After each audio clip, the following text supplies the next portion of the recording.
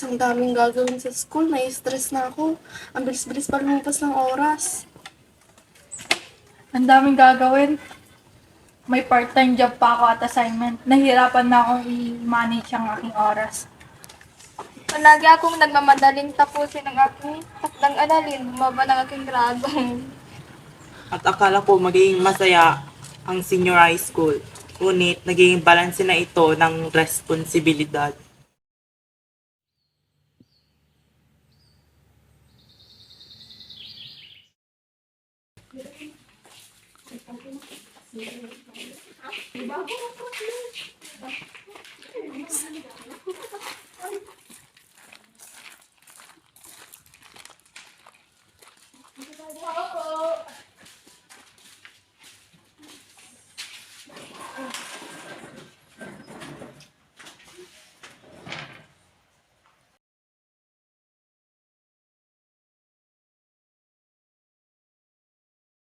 Dapat may kailangan tayong gawin upang mapabilis ang ating mga gawain sa paaralan.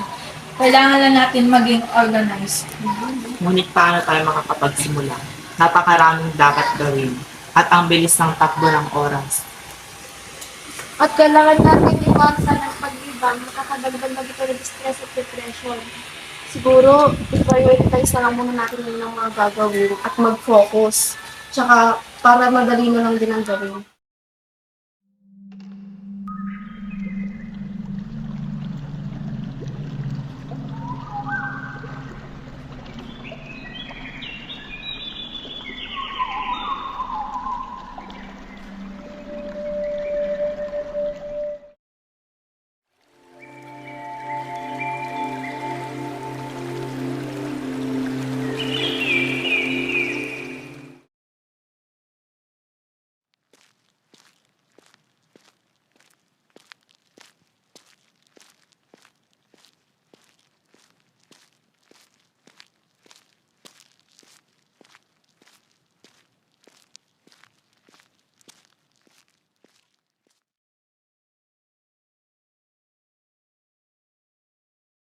Ang paglikha ng isang schedule ay maaaring makatulong na makapaglaan siya ng tiyak na oras para sa pag-aaral, ang trabaho, at paggawa ng takdang aralin.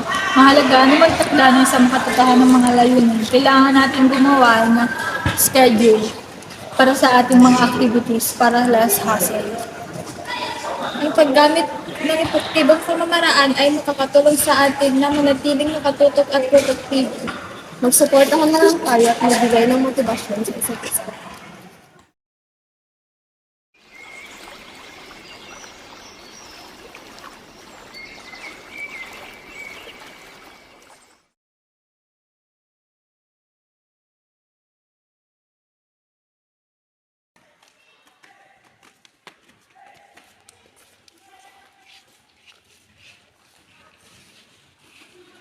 Sa tingin ko, kung gagawa tayo ng time management schedule, ang ating pagod ay may kalalabasan.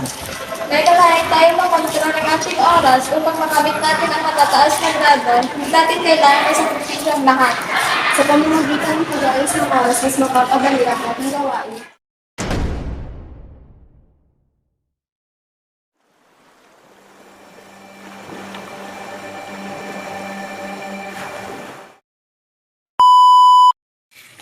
Maglagay ka, I love you Dex, ganun. I love you Ryan, ganun. Kala mo, inita-inita ko na. Ay, aman na flash! Okay na? Click, sabi ko nga. Ready. Wait lang, parang kinukuha ng liwanag ko. Ready, get. Kailangan lang natin maging organized. Ngunit paano tayo makakasimula? Wait lang. Ulitan mo nga para Kwan, Elmart, Ella, Sofia, Mika. Nababasa mo, Kim? Oo! Dali na! Ikaw ay nababasa mo. Hey, 1, 2, 3. 1, 2, 3. Oo. Hindi pa lang doon, no. Wala naman Ready. Bakit ba? Tawag ka awit ni! Kawawa naman yung kon natin, leader natin. Di go. Ang paggamit ng Ay, wait. Ulit. Ang paggamit, ang paglikha pala. Okay pa kayo? Ano ba? Mahalaga sa Yes.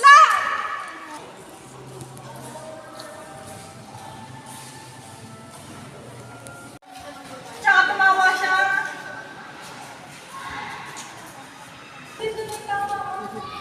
Oo, dyan na. Okay na. Upang makamit natin ang ating grado. Ay! Okay ka na?